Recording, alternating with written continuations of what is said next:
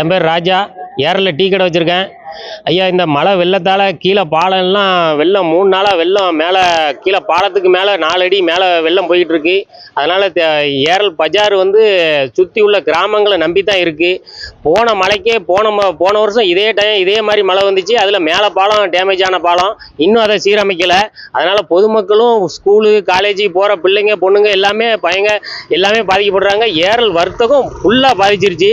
ஏரல் வர்த்தகம் பல கோடி ரூபா வியாபாரம் நடக்கக்கூடிய ஏரல் பஜார் தமிழ்நாட்டிலே சிறப்பு வாய்ந்தது.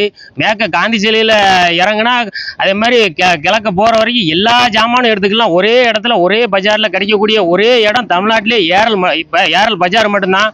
பல கோடி ரூபா வியாபாரம் நடக்கக்கூடியது. ஒரு நாளைக்கு பல கோடி ரூபா வியாபாரம் நடக்கக்கூடியது. போன வருஷம் வெள்ளத்தில் இதே மாதிரி பல கோடி நஷ்டமாகி போச்சு. எல்லா கடைக்குலையும் தண்ணி, எல்லா பொருளும் சேதமாகி வியாபாரிகள் பூரா இன்னும் மீண்டு வர முடியல. ஒரு வருஷம் ஆயிடுச்சு, இன்னும் மீண்டு வரல. அதுக்குள்ளே திருப்பி ஒரு வெள்ளம் வந்துருச்சு. திருப்பி இப்போ வெள்ளம் வருது சூழ்நிலையில் இருக்குது.